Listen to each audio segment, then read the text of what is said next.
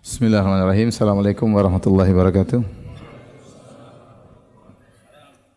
Alhamdulillahi ala ihsani wa syukru lahu ala taufiqih wa amtinani wa asyhadu an la ilaha illallah dahu la syarika lahu ta'ziman li sya'nih wa asyhadu anna Muhammadan abduhu wa rasuluhu da'ila ridwanih.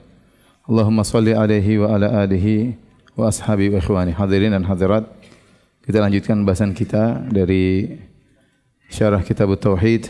Kita masuk pada bab ke-22. Bab majaa anna ba'dha hadhil ummah ya'budul awsan. Bab tentang bahwasanya sebagian dari umat ini akan menyembah berhala, ya. Saya ulangi, bab bahwasanya sebagian dari umat ini akan menyembah berhala. Telah kita jelaskan pada pertemuan-pertemuan sebelumnya perbedaan antara al-awsan dengan al-asnam. Kalau al-asnam dia lebih khusus. Dia adalah berhala patung yang dipahat berbentuk makhluk bernyawa. Patung yang dipahat berbentuk makhluk bernyawa, ya. Itu disebut dengan sanam, jamaknya asnam. Adapun al-awsan jamak dari wasan dan dia lebih umum, termasuk yang disembah apakah dalam bentuk patung, berhala, apakah dalam bentuk pohon ataukah dalam bentuk kuburan. Oleh karenanya dalam hadis Nabi SAW berdoa, Allahumma la taj'al wasani qabri wasanan yu'bad. Ya Allah, jangan kau jadikan kuburanku berhala yang disembah, ya. Jadi wasan lebih umum daripada sanam, ya. Baik, hadirin yang dirahmati Allah Subhanahu wa taala, di sana ada 3 model manusia dalam masalah mengkafirkan kaum muslimin. Ada 3 model manusia.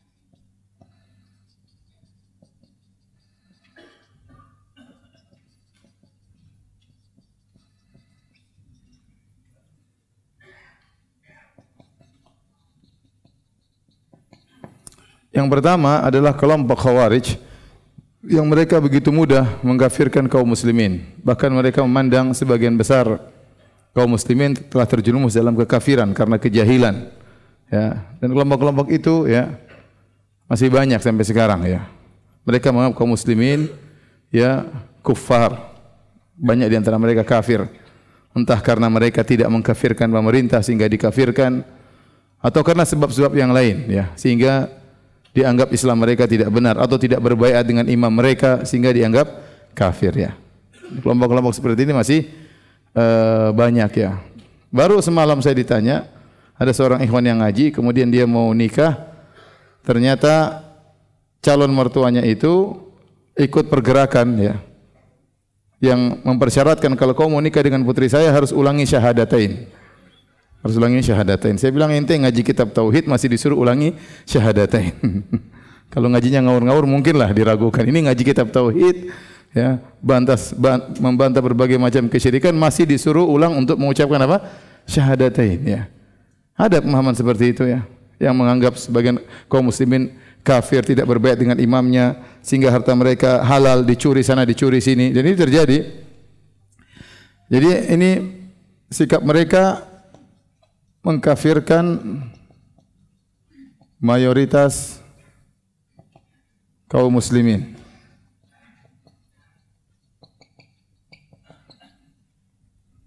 Sebagian penyembah kubur sebaliknya, ya, mereka mengatakan mustahil kaum muslimin terjerumus dalam kesyirikan.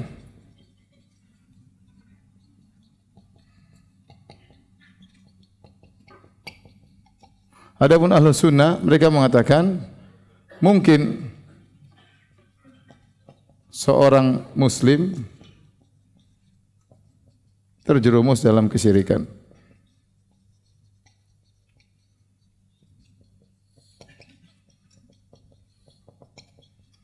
Maka mereka mengkafirkan yang berhak untuk dikafirkan. Untuk dikafirkan.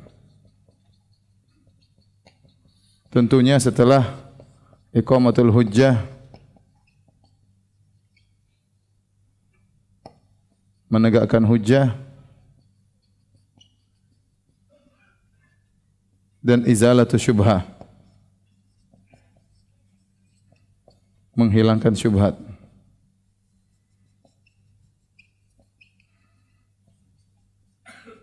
Tidak semua orang terjerumus dalam kesyirikan otomatis menjadi musyrik.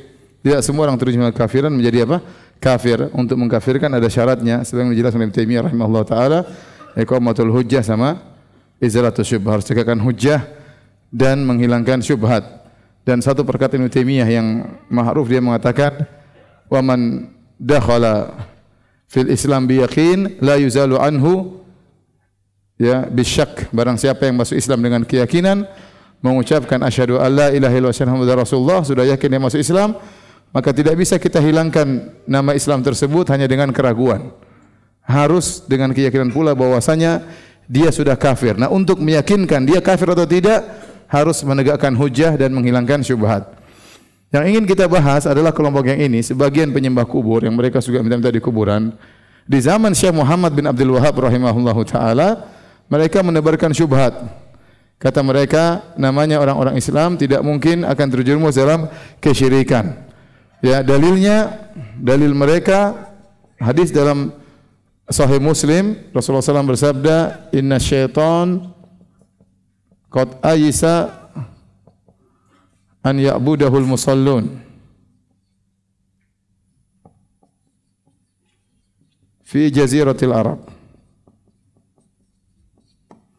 Bahwasanya syaitan sudah menyesal atau putus asa, syaitan putus asa. Disembah oleh orang-orang yang salat di Jazirah Arab. Jadi mereka berdalil dengan hadis ini, ya. Kata mereka, sungguhnya syaitan telah putus asa untuk disembah oleh orang-orang yang salat di Jazirah Arab. Ini dalam riwayat Muslim. Riwayat Tirmidzi tanpa ada Jazirah Arab. Bahwasanya syaitan putus asa disembah oleh orang-orang yang salat. Kalau begitu, sudah, kenapa ente yang mudah sekali mengkafir-kafirkan orang, mensyirik-syirikan orang, orang-orang yang minta kuburan mereka juga salat. Mereka juga puasa, mereka juga salat. Ya, orang-orang yang melakukan ini ke dukun juga mereka salat. Kenapa kalian mudah sekali memusyrik-musyrikan apa? Orang. Kenapa? Kata mereka, syaitan sudah putus asa disembah oleh orang-orang yang salat. Dalam riwayat Tirmidzi tanpa Jaziratul Arab. Baik.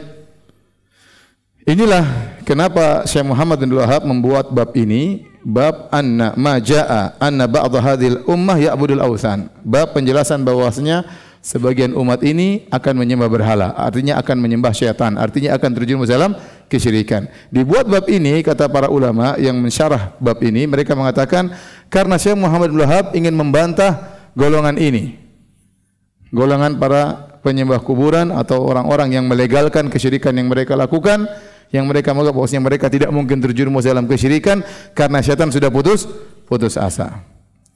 Tapi bagaimana kita membantah ini? Sudah belum? Saya mau hapus.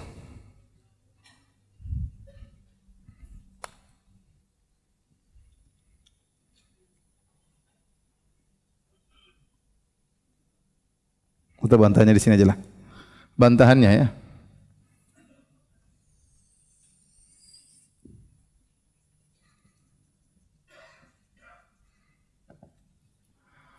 Pertama ya, atau para ulama menjelaskan Nabi mengucapkan hal tersebut, Nabi sallallahu alaihi wasallam menjelaskan kondisi perasaan setan.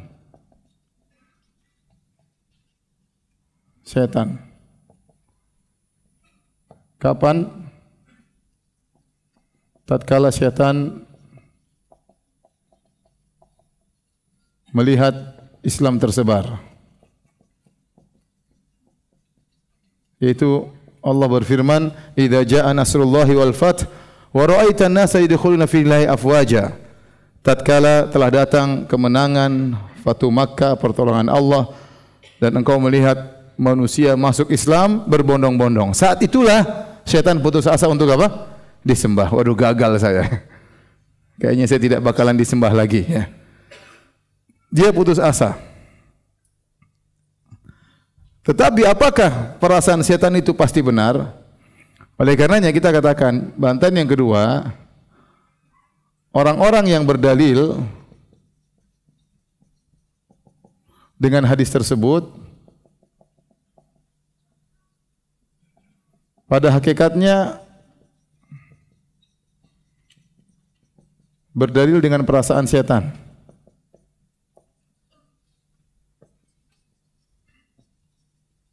Saya tanya sama antum, yang menyangka tidak bakalan disembah itu Nabi atau perasaan setan? Nabi sedang mengabarkan setan merasa putus asa untuk disembah lagi. Berarti itu perasaannya apa?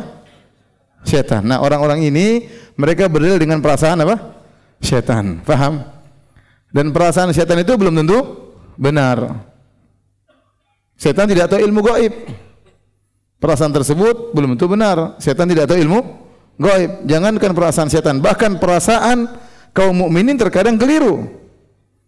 Bahkan perasaan para rasul terkadang keliru. Apa kata Allah dalam surat Yusuf? Hatta idza stai'asar rusulu wa dhannu annahum qad kudzibu ja'ahum nasruna fanujjiya man nasha wa la yuraddu ba'suna 'anil qaumil mujrimin. Kata Allah Subhanahu wa taala, tatkala para rasul sudah putus asa.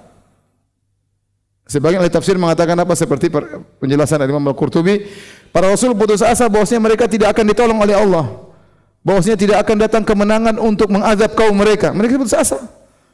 Tiba-tiba ja'ahum nasruna. Tiba-tiba perasaan mereka itu keliru. Tiba-tiba Allah apa? Turunkan pertolongan Allah. Ya. Hatta yaqula ar-rasulu walladzina ma'ahu mata nasrullah. Sampai Rasul dalam ayat yang lain dan orang beriman berkata, mata nasrullah. Kapan datang pertolongan Allah? Mereka menyangka tidak akan datang. Kapan datang? Kapan datang? Ala inna nasrullahi qarib. Ketahuilah bahwasanya pertolongan Allah itu apa? Dekat. Jadi setan maksum atau tidak? Tidak ya. Ini perasaan setan, dan perasaan setan bisa salah ya. Bisa salah dan ternyata salah. Jangankan setan ya. Orang soleh saja perasaannya bisa apa? Salah. Nabi, para rasul saja perasaannya bisa salah. Mereka tidak tahu ilmu gaib. Paham? Jadi dalil mereka dengan perasaan apa? Setan. Yang ketiga, perhatikan di sini. Di sini Nabi mengatakan, inna syaitan qad ayyisa an ya'budahul musallun. Sungguhnya syaitan telah putus asa disembah oleh orang-orang yang salat. Al-musallun di sini ada dua kemungkinan. Kalau antum belajar usul fikih, maka alif lam di sini ada dua kemungkinan alif lam. Bisa jadi lil istighraq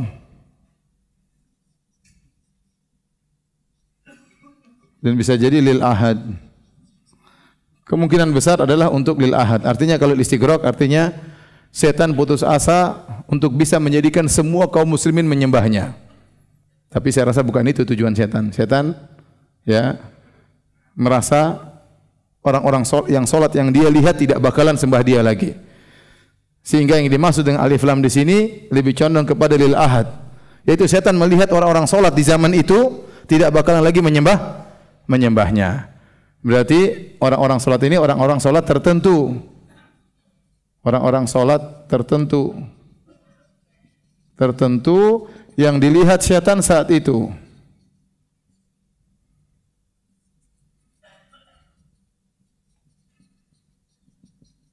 Dan ini mungkin karena yang dilihat oleh syaitan adalah para sahabat. Mungkin para syaitan, wah sahabat kayak gini, apa namanya, begitu patuh kepada Nabi, begitu semangat beribadah, mereka enggak bakalan nyembah saya ya.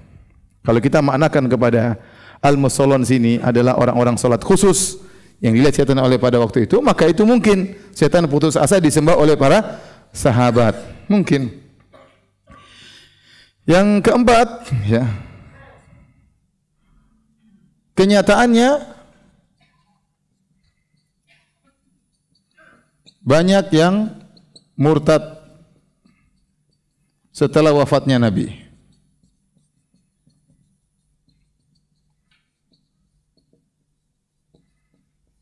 Saya tanya sama antum, Nabi waktu ngomong gini, Nabi masih hidup enggak? Nabi masih hidup kan? Nabi sedang mengabarkan perasaan setan tatkala itu. Setan putus asa disembah oleh orang-orang yang salat. Ternyata setelah Nabi wafat, ya, banyak yang murtad. Di antaranya, ya, munculnya nabi-nabi palsu yang muncul di zaman Nabi dan ada yang muncul setelah Nabi wafat dan para pengikutnya murtad bersama nabi-nabi tersebut. Contohnya ada Musailimah Al-Kadzdzab.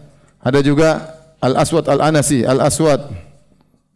Kemudian juga ada Tulaihah. Ada juga nabi perempuan saya lupa namanya ya. Ya, Sujah ya, Sujah. Itu juga nabi perempuan. Ini semua muncul, Tulaiha dan Sujah muncul setelah wafatnya Nabi SAW. Dan pengikut mereka ini puluhan ribu. Mereka ini semua murtad. Mereka menganggap ada nabi baru seperti Nabi Muhammad SAW. Ya. Kata Musailimah, Muhammad nabi, saya juga nabi. Makanya dikirim surat, wahai Muhammad, nanti kita bagi dua. Dunia ini kita bagi dua. Ini menunjukkan ada yang murtad atau tidak setelah wafatnya Nabi? Ada banyak. Kemudian di zaman Abu Bakar. Di zaman Abu Bakar banyak yang murtad. Radhiyallahu anhu. Yang murtad tersebut di antaranya para pengikut Musailimah, Al-Aswad Al-Anasi dan yang lainnya, di antaranya orang-orang yang tidak mau bayar zakat. Ya, sampai pada derajat murtad mereka menentang wajibnya zakat. Akhirnya mau diperangi oleh siapa? Abu Bakar radhiyallahu taala anhu. Makanya Abu Bakar dikenal dengan punya jasa besar fi qitalil murtaddin, dalam memerangi orang-orang yang murtad. Abu Bakar punya jasa yang besar. Makanya disebutkan Abu Bakar radhiyallahu anhu tidak sempat mengadakan salat tarawih berjamaah di Masjid Nabawi. Kenapa? Karena beliau sibuk mengembalikan stabilitas keamanan. Karena begitu Nabi meninggal, sana ada yang murtad, sana yang murtad, sana yang murtad, maka dia perangi. Beliau radhiyallahu anhu merangi mereka. Kemudian muncullah orang-orang zindik.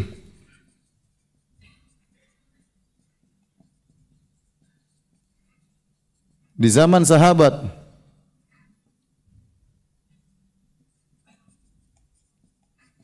Contoh orang yang dibakar oleh Ali bin Abi Thalib. Mereka terlalu mengagungkan Ali bin Abi Thalib sehingga mereka yu'allihunahu, menganggap Ali sebagai Tuhan. Nah, Ali bin Abi Thalib ingatkan mereka tidak mau, mereka tetap menganggap Ali sebagai Tuhan. Akhirnya Ali radhiyallahu anhu menyuruh menggali parit, kemudian Ali membakar mereka hidup-hidup. Siapa mereka? Mereka murtad atau tidak? Murtad, menganggap Ali sebagai apa? Sebagai Tuhan. Mereka orang murtad semua penyembah syaitan. Ini muncul sebelumnya di zaman, ya, di zaman setelah wafatnya Nabi sallallahu alaihi wasallam, ya. Demikian juga dalam hadis Rasulullah SAW di hari kiamat kelak ada sebagian orang datang hendak mendekati telaga Nabi. Kata Nabi, tahu mereka ditolak. Kata Nabi, ummati ummati, mereka umatku. Maka dikatakan kepada Nabi, innaka la tadri ma ahdatsu ba'da, kau tidak tahu apa yang mereka lakukan setelah engkau meninggal. Innahum qad ghayyaru badalu, mereka telah merubah dan mengganti. Di antaranya mereka murtad, ya. Ya, di antaranya mereka murtad. Oleh karenanya ada orang murtad setelah Nabi sallallahu alaihi wasallam. Kemudian muncul misalnya Al-Qaramitah. Qaramitah ini firqah Syiah Rafidhah Batiniyah. Mereka punya tafsir batin. Kata mereka namanya haji itu adalah ziarah kepada guru-guru, ya. Adapun puasa, imsak artinya menahan rahasia, bukan menahan makan dan minum, ya. Mereka inilah yang muncul dari Bahrain, Kemudian mereka datang ke kota Mekah, mereka bunuh para jemaah haji, mereka buang jemaah haji ke dalam sumur Zam-Zam dan mereka congkel Hajar Aswad, mereka bawa pulang. Keren atau tidak? Ini batiniyah kafir ini. Orang-orang Qaramita. Ini semua ya. Ini semua menjelaskan bahwasanya telah terjadi apa? Kesyirikan, telah terjadi kemurtadan setelah wafatnya Nabi sallallahu alaihi wasallam. Kemudian bantahan yang kelima, dalam buku-buku fikih semua mazhab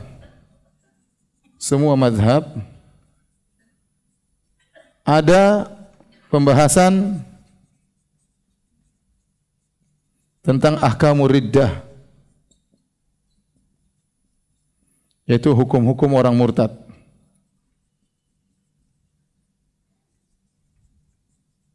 Saya tanya sama antum, tatkala para ulama, 4 mazhab semuanya membahas tentang hukum-hukum orang yang murtad, berarti mungkin enggak ada orang yang murtad? Mungkin. Kalau enggak ada orang murtad, enggak usah dibahas masalah ini. Semua tidak bakalan apa? Murtad.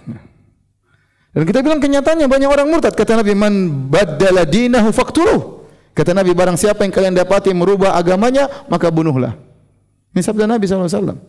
Oleh karena kalau orang berubah agama dari Islam ke agama lain, dalam hukum Islam dibunuh. Dan betapa banyak orang melakukan kesyirikan. Pergi ke dukun, jadi penyihir, ya banyak ya. Banyak. Apakah itu semua tidak ada yang syirik? Nah, mereka ingin, gara-gara mereka ingin melegalkan perbuatan minta-minta dikubur supaya tidak dikatakan syirik, akhirnya mereka berdalil dengan hadis ini. Bosnya enggak mungkin ada kesyirikan di umat ini. Itu pendalilan yang fatal. Karena dengan pendalilan ini melegalkan seluruh kegiatan kesyirikan yang terjadi di alam semesta. Dari umat Islam, semuanya mau pergi ke dukun, mau percaya sihir, mau ganti agama, ya bagaimana? Baik. Yang keenam, ya. Ternyata sebagian penyembah kubur mengkafirkan Wahabi. Loh, kalau mereka mengatakan bahwasanya tidak mungkin terjadi syirik, maka orang Wahabi tidak boleh apa? Tidak boleh murtad. Lah sementara mereka mengkafirkan apa? Wahabi. Sebagian mereka kenceng loh. Bahkan saya kemarin ke suatu negara sampai di sana saya ngisi pengajian, ada yang mengatakan, Ustaz, di sini sebagian mufti berfatwa tidak boleh salat di belakang Wahabi, tidak sah. Subhanallah. Ini benar ini. Salat di belakang Wahabi tidak apa? Tidak sah. Kenapa? Karena Islamnya diragukan. Ya, Islamnya dilakukan.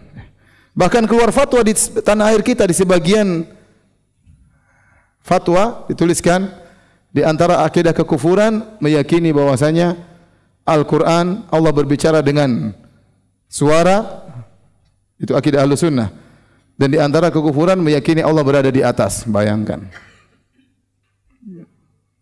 Jadi ini hanya omong kosong aja dalil seperti ini, paham ya? Jadi Syekh Muhammad Abdul Wahab ingin menjelaskan bahwasanya akan ada sebagian umat Islam yang akan menyembah syaitan, akan menyembah apa? Berhala. Di antaranya sudah kita jelaskan, akan kita jelaskan dalil-dalil yang dibawakan oleh Syekh Muhammad bin Abdul Wahab rahimahullahu taala. Tolong kalau sudah dihapus.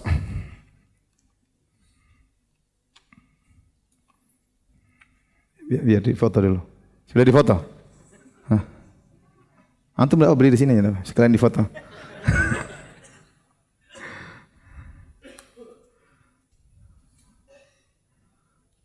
Sudah ya, sudah.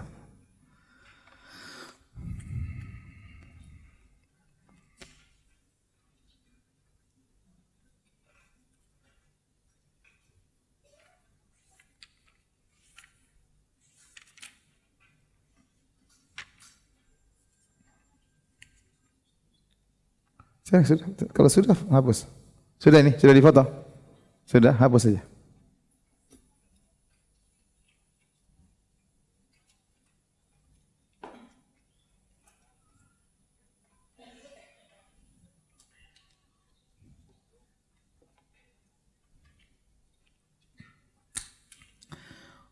Tayyib. Pembahasan kita bab ma jaa anna ba'd hadhihi al-ummah sayabudul awthan. bab bahwasanya sebagian umat ini akan berbuat kesyirikan, akan menyembah berhala. Maka Syekh Muhammad Abdul Wahab akan berdalil dengan ayat-ayat yang banyak dan juga hadis-hadis. Ya, namun sebelum kita menyebutkan ayat-ayat tersebut, kita loncat kepada hadis karena hadis ini penting sebelum kita menjelaskan ayat-ayat yang disebutkan oleh Syekh Muhammad Abdul Wahab rahimahullah taala. Syekh Muhammad bin Abdul Wahab rahimahullah taala menyebutkan di antara dalil-dalil bahwasanya umat ini akan menyembah berhala, terjerumus dalam kesyirikan adalah hadis An Abi Sa'id Al-Khudri radhiyallahu anhu. Dia dalam buku loncat beberapa ayat langsung ketemu hadis ya. An Abi Sa'id radhiyallahu anhu, dari Abu Sa'id Al-Khudri radhiyallahu anhu, anna Rasulullah sallallahu alaihi wasallam qala, bahwasanya Rasulullah sallallahu bersabda, la tattabi'unna sanana man kana qablakum. Sungguh kalian benar-benar akan mengikuti jalan-jalannya orang-orang sebelum kalian. Hadzwal qudzati bil qudzah. Dalam riwayat shibran dhira'an bi dhira'in. Shibran itu bukan berarti sehasta demi sehasta, tidak ya. Tapi maksudnya sama persis. Shibran sama persis. Dhira'an bi dhira'in artinya sama persis, antara persis. Jadi sebagian orang salah terjemah. Mereka mengatakan bahwasanya akan mengikuti umat terdahulu sehasta demi sehasta, sejengkal demi sejengkal, sehasta demi sehasta. Bukan begitu maksudnya. Tapi shibran, dhira'an maksudnya sama persis. Dalam riwayat yang lain hadzal qudzati bil qudzah. Sebagaimana samanya antara al-qudzah dengan al-qudzah. Al-qudzah itu adalah anak panah. Kalau seorang buat anak panah, setelah anak panah diruncingkan, dia bikin rishah, yaitu semacam bulu di kanan kirinya, sayapnya, kanan dan kirinya, supaya bisa seimbang dan bisa lurus tepat mengenai sasaran. Nah, sayap kanan sayap kiri ini itu harus sama ya. Ini kan apa namanya, anak panah. Nah, sebelah sini ada apa namanya? Sayapnya ini ya. Ini harus sama antara kanan dan kiri. Kalau tidak sama maka tidak seimbang. Nah, kata Nabi sallallahu alaihi wasallam, kalian akan mengikuti umat-umat terdahulu jalan-jalan mereka sebagaimana samanya sayap kanan dan sayap kiri, persis tidak ada bedanya. Kata Nabi, hatta law dakhalu juhra dhabbin la dakhaltumuh. Bahkan kalau mereka masuk dalam lubang dhab, kalian akan mengikutinya. Qalu ya Rasulullah, al-yahud wan nasara. Kata para sahabat, ya Rasulullah, apakah orang-orang yang akan diikuti oleh kaum muslimin adalah Yahudi Nasrani? Qala faman. Kata Nabi, siapa lagi kalau bukan mereka? Hadis ini diriwayatkan oleh Abu Sa'id Al-Khudri dan Abu Hurairah ya, radhiyallahu anhu, dalam Sahih Bukhari, Sahih Muslim, datang dalam berbagai lafal, tapi intinya demikian. Nabi sallallahu alaihi wasallam mengatakan la tattabi'unna, itu takdirnya wallahi la tattabi'unna ya. Ini bahasa Arab ya.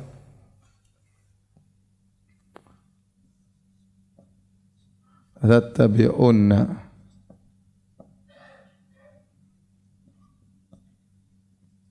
Di sini kata para ulama ada 3 penekanan. Ini lam namanya lam al-waqi'ah ba'da jawabul qasam. Lam al-waqi'ah ba'da al-qasam. Lam yang didatangkan setelah ada sumpah. Berarti di sini ada sumpah yang ditakdirkan. Wallahi. Kemudian namanya nun taukid. Nun at-taukid. Jadi dalam lafal ini ada 3 penekanan. Pertama Nabi berkata, demi Allah. Lam sendiri artinya sungguh-sungguh, sungguh. Nun taukid juga artinya sungguh-sungguh. Jadi demi Allah, sungguh-sungguh kalian benar-benar akan mengikuti dengan sungguh-sungguh. Jadi kalau kita artikan demi Allah, sungguh-sungguh, benar-benar. Jadi ada berapa penekanan? 3 penekanan. Sampai Nabi bersumpah. Artinya Nabi menjelaskan bahwasanya benar-benar akan terjadi bentuk mengikuti orang-orang sebelum kalian. Kata Nabi sallallahu alaihi wasallam, la tattabi'unna sanana man kana qablakum. Sanan sanan ya. Di sini ada di sunan dan ada sanan. Kalau sunan jamak dari sunnah. Jamak dari apa? Sunnah. Yang artinya jalan atau thariqah. Metode ya. Kalau sanan sama, artinya juga apa? Thariqah. Jalan. Jadi maknanya mirip-mirip ya. Apa dibaca sanan atau sunan? Artinya sungguh kalian akan mengikuti jalan-jalan, langkah-langkah orang-orang sebelum kalian. Sama persis. Tidak ada bedanya. Sampai kata Nabi, hadzal qudzati bil qudzah. Sebagaimana samanya sayap kanan, sayap kiri tatkala di sebuah anak panah. Dan seorang yang buat anak panah dia harus bikin sayapnya sama. Kalau tidak maka tidak seimbang. Sehingga kalau kita putar anak panah tersebut kita bingung tadi yang mana, yang kanan, yang kiri tadi yang mana, bingung. Karena saking samanya antara yang kanan dengan yang kiri. Persis sama persis. Kemudian kata Nabi SAW, hatta law dakhalu juhra dabbin. Bahkan kalau mereka masuk dalam lubang dab. Lubang dab itu apa? Kadal padang pasir. Ya. Bukan biawak. Kalau biawak haram dimakan ya. Ya, dan ini repot sebagian orang, ya biawak padang pasir lah. Sebagian orang terjemah ini kejadian di dalam kitab Bulughul Maram disebutkan Nabi makan apa? Dhab. Diterjemahkan makan biawak. Sunnah makan biawak. Biawak diambil kemudian dimakan. Padahal biawak itu karnivora, dia makan apa? Daging, dia buas. Dia makan tikus, dia makan ayam. Kalau dhab enggak. Kalau dhab enggak. Oleh karenanya dhab itu kadal padang pasir. Dia lebih keren daripada kadal Nusantara. Jadi dhab itu boleh, dia halal untuk dimakan ya. Nah, kenapa Nabi menyebutkan lubang dhab secara khusus? Nabi tidak sebutkan lubang buaya ya. Mungkin enggak ada buaya di sana ya. Kemudian Nabi tidak mengubah lubang ular. Kan banyak hewan-hewan punya lubang. Banyak hewan-hewan punya lubang. Ular punya lubang, hewan ini punya lubang, hewan ini punya lubang. Kenapa Nabi menyebutkan lubang dhab secara khusus? Wallah alam, sebagian orang berusaha mencari hikmahnya. Kata mereka, lubang dhab itu istimewa. Lubang dhab istimewa. Keistimewaannya pertama, lubangnya berliku-liku.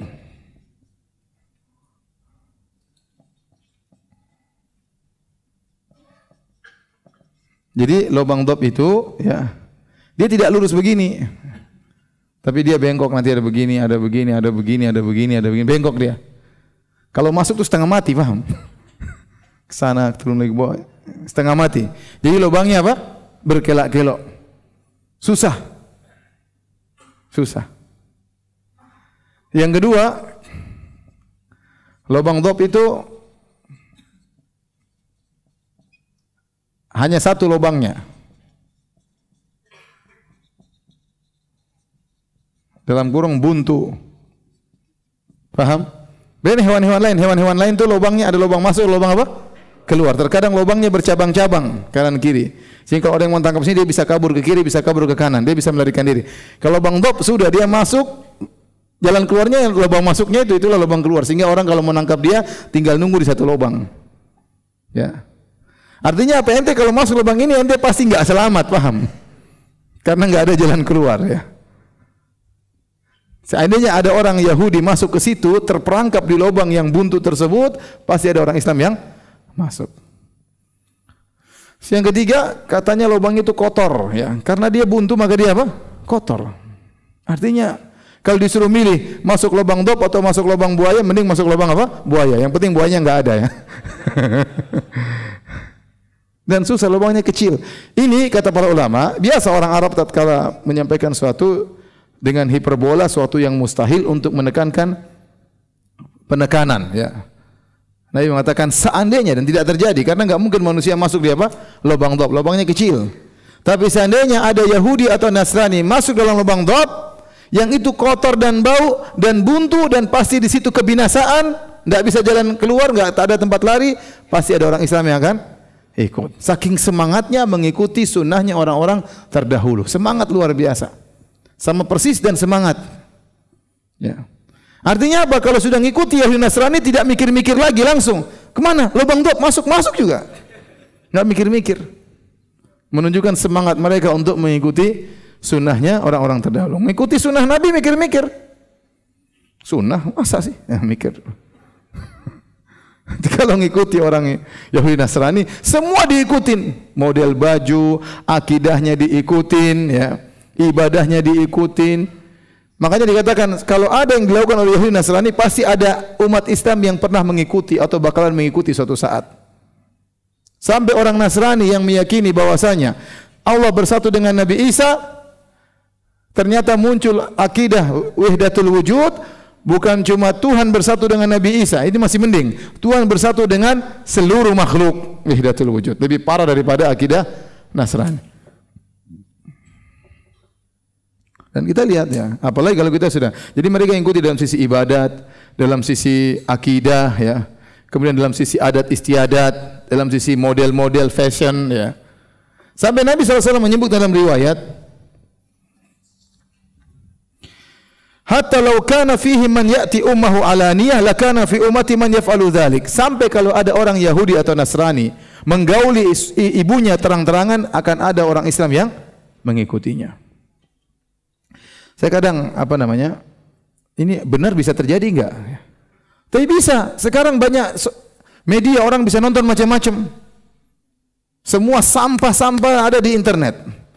Bisa jadi seorang bergaul dengan orang tuanya sendiri kemudian dimasukkan di internet. Bisa jadi seorang bergaul dengan kakak dan adiknya dimasukkan internet. Orang yang nonton bisa niru-niru, ya tidak? Dan yang nonton banyak orang Islam. Maka di sini sangat mungkin zaman sekarang. Sangat mungkin. Sampah yang mereka lihat, mereka ikuti akhirnya sampah-sampah tersebut. Waliyadzubillah ya. Oleh karenanya semua, kalau ada orang Yahudi berjalan, kemudian sebelahnya rambutnya panjang, sebelahnya botak, pasti ada orang Islam yang ikut. Dan ini tidak perlu tanya-tanya ya. Wah keren. Saya pas pergi di ngisi pengajian di mana? Di Qatar. Dari Oman saya dari Qatar, saya mampir di bandara Qatar atau bandara Oman, saya lupa, bandara Qatar. Kemudian di situ banyak orang-orang asing. Tiba-tiba saya kaget lihat ada orang asing, orang bule ya, kepalanya botak, kemudian desain rambutnya di ujung sini, ada pohon kormanya di atas begini. Semuanya botak ya. Kita sih aneh tapi menurut dia keren ya, kita ya sudahlah. Kok ada orang kayak gini, kata saya, bahlul. Rambut bagus-bagus dibotakin, di ujung tinggal kasih apa? Ada rumput sedikit sama pohon korma, kayak oase di tengah padang pasir. Kemudian saya pergi ke Australia ya. Saya ketemu dengan sebagian ikhwan-ikhwan, ternyata saya ketemu sebagian mereka punya anak orang Islam. Orang Islam Indonesia persis rambutnya seperti itu, Masya Allah. Benar. Sadaqah Rasulullah SAW. Benar Rasulullah SAW bilang, kalau ada yang bikin gini, pasti ada yang apa? Ngikutin. Pasti ada yang ngikutin. Bukan orang kafir, orang Islam. Ya. Ya, ngapain nanti bikin rambut kayak gitu ya? Ketemu monyet pun monyet tertawa ngelihatnya. Monyet aja enggak begitu. Baik, ini dalil semua bahwasanya semangat orang-orang Muslim untuk mengikuti orang-orang Yahudi Nasrani sangat besar ya. Dalam sebagian riwayat dikatakan kepada Nabi, Faris wa Rum, ya Rasulullah, apakah yang dimaksudnya orang terdahulu yang akan diikuti Persia dan Romawi? Kata Nabi, iya, mereka juga. Jadi para ulama menjamakkan untuk masalah akidah, masalah adat istiadat, masalah tradisi, ibadat akan mengikuti Yahudi Nasrani. Untuk masalah hukum, politik, siasat mengikuti Romawi dan Persia. Ini sebagian ulama menjamak demikian. Artinya ada kecenderungan umat Islam untuk mengikuti orang-orang sebelum mereka. Baik. Kita kembali setelah kita bahas hadis ini ya. Sampai masalah perpecahan pun demikian, sebagaimana Yahudi Nasrani terpecah-pecah, umat Islam juga mengikuti mereka terpecah-pecah. Maka dia mengatakan iftaraqatil yahud ila 71 firqah. Sungguhnya Yahudi terpecah menjadi 71 golongan. Waftaraqatin nasara ila 72 firqah. Nasrani terpecah menjadi 72 golongan. Wa sataftariqu hadhil umma ila 73 firqah. Dan umat ini terpecah menjadi 73 golongan. Seakan-akan seluruh kegiatan Yahudi Nasrani diikuti oleh kaum muslimin dan kaum muslimin punya bid'ah yang baru yang tidak dimiliki oleh Yahudi Nasrani. Faham?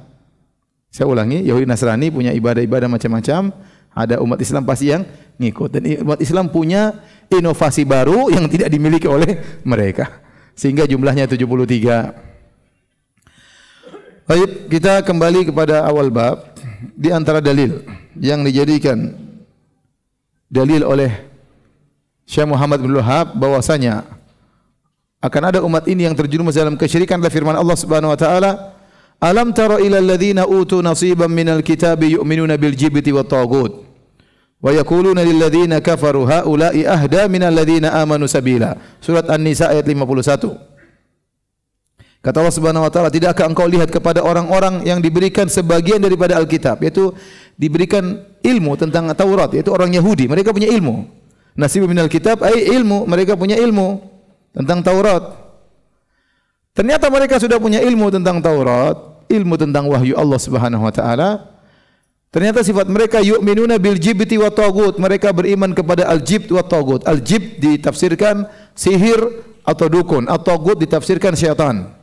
Ternyata mereka beriman kepada sihir dan mereka beriman kepada dukun dan mereka beriman kepada syaitan. Wa yaquluna lil ladzina kafaru haula'i ahda minal ladzina amanu sabila, dan mereka berkata kepada orang-orang kafir atau orang musyrikin Arab bahwasanya kalian lebih baik daripada agamanya Muhammad. Ini orang Yahudi, waktu mereka pergi dari Madinah, mereka pergi ke kota Mekah, disebutkan adalah Huyai bin Akhtab, kemudian Ka'ab bin Ashraf. Huyai bin Akhtab bapaknya Safiyah radhiyallahu anha. Safiyah bintu Huyai bin Akhtab, ya, kepala kabilah Bani Nadhir. Kemudian dia mencari sekutu dari orang-orang musyrikin.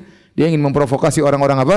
Musyrikin, di antaranya untuk menyerang, ya, kota Madinah dalam perang Khandaq, ya. Maka dia pun datang ketemu dengan mereka. Orang-orang musyrikin Quraisy, mereka bertanya, "Wahai Yahudi, kalian kan orang-orang alim. Kalian punya Taurat. Menurut kalian lebih baik mana? Kami atau Muhammad?" Kalau mereka bilang Muhammad, selesai, mereka enggak bakalan bantu Yahudi. Akhirnya orang-orang Yahudi dalam rangka untuk meminta bantuan orang-orang musyrikin karena ingin memprovokasi orang musyrikin, terpaksa mereka mengatakan kalian lebih baik daripada agamanya Muhammad. Padahal mereka tahu bahwasanya Islam lebih baik daripada kesyirikan, daripada penyembahan terhadap berhala. Inilah yang disebut dengan mudahanah. Mudahanah yaitu menghalalkan yang haram, ya, dalam rangka untuk mengambil hati. Ini tidak boleh dalam Islam. Tapi kalau mudarat, mudarat artinya mengambil hati dengan tidak ada penghalalan yang haram, tapi menunda misalnya nahi mungkar, ini tidak mengapa. Contoh misalnya, seorang berdakwah kepada orang yang perokok. Kalau dia menjalankan cara yang benar, dia berdakwah, orang itu merokok di depan dia. Dia melakukan mudarat. Dia tidak langsung tegur rokoknya, dia tegur yang lain. Jangan syirik. Dia bahas yang lebih besar. Sementara dia batu-batu, dia tahan. Ini namanya mudarat. Dia tidak langsung tegur masalah apa? Rokok. Dia tunda, enggak masalah. Karena ada masalah yang dia inginkan. Dia harus menjelaskan perkara yang lebih besar. Orang ini terjerumus dalam rokok, terjerumus dalam kesyirikan. Maka yang dia bahas dulu adalah masalah apa? Kesyirikan. Meskipun waktu dia berdakwah dia batu-batu, itu namanya mudarat, tidak langsung ditegur. Yang kedua mudahana. Mudahana yaitu menghalalkan yang haram. Dia tegur orang yang merokok, tiba-tiba orang merokok bilang, "Ini rokok enak ya, bagus kan?" "Oh iya, bagus." Nah, ini berarti boleh enggak? "Oh boleh, halal, enggak apa-apa." Ini enggak boleh namanya. Gara-gara ingin mengambil hatinya dia menghalalkan apa? Rokok. Bahkan dia bilang, "Sini, saya juga minta rokok sini." Atau dia tahu musik itu haram, tapi dia ingin mendakwahi para pemusik.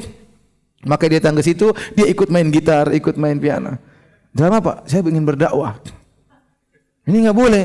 Atau dia ingin mendakwahi para peminum khamar, maka dia gaul dengan mereka. Enggak mungkin kita dakwahi mereka, gaul dulu. Gaul artinya minum khamar juga. Ini enggak boleh. Ini namanya mudahana, menghalalkan yang apa? Yang haram. Ini tidak dilarang dalam Islam. Tapi silakan azan dulu.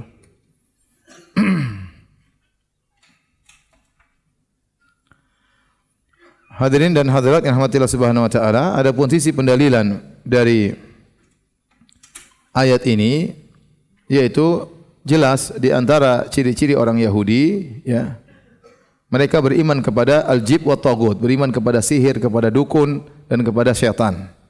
Nah, kalau ada orang Yahudi yang beriman dengan ini semua, maka pasti ada orang Islam yang ikut. Itu maksudnya demikian. Karena kita punya kaidah tadi, Rasulullah telah bersumpah, la tattabi'unna sanana man kana qablakum. Sungguh kalian benar-benar sungguh-sungguh akan mengikuti jalan-jalan orang-orang terdahulu, yaitu Yahudi dan Nasrani. Selama ada Yahudi dan Nasrani beriman kepada sihir dan dukun, maka akan ada umat Islam yang beriman. Dan ada atau tidak? Ada. Betapa banyak orang Islam jadi penyihir. Oleh karenanya banyak nenek sihir dan banyak kakek sihir. Terbukti. Dukun juga banyak. Bahkan sebagian kiai jadi apa? Dukun. Bahkan saya dengar sebagian dukun diekspor ke Malaysia. Saking hebatnya dukun tersebut, dia buka perguruan di sana ya.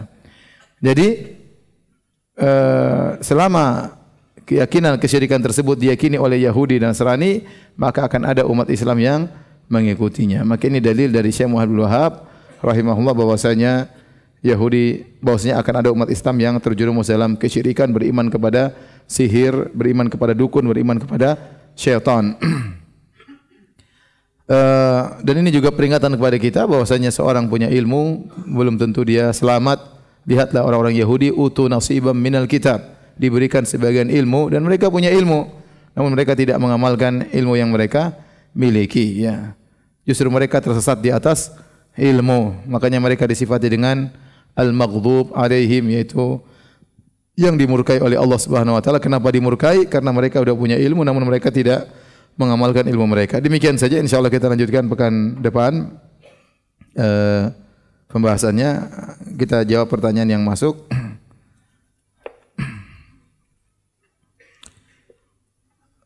Pertanyaan pertama, bagaimana status Khawarij menurut pandangan Ahlus Sunnah? Apakah kafir? Apa benar ada ijma menyatakan Khawarij tidak kafir? Pendapat yang benar, memang ada khilaf, tetapi yang benar Khawarij tidak kafir. Ya, diriwayatkan Ali bin Abi Thalib berkata, minal kufri farru. Apakah mereka orang kafir? Kata Ali bin Abi Thalib, minal kufri farru. Justru mereka lari dari kekufuran. Apakah mereka orang-orang munafik? Orang-orang munafik la yadhkurunallaha illa qalila. Mereka tidak berzikir kecuali, tidak mengingat Allah kecuali cuma sedikit. Adapun orang Khawarij ibadahnya luar biasa. Baca Qur'annya luar biasa, salat malamnya luar biasa, puasanya salat biasa, luar biasa sampai Nabi berkata, tahkiruna salatakum ma'a salatim wa siyamakum ma'a siyamihim.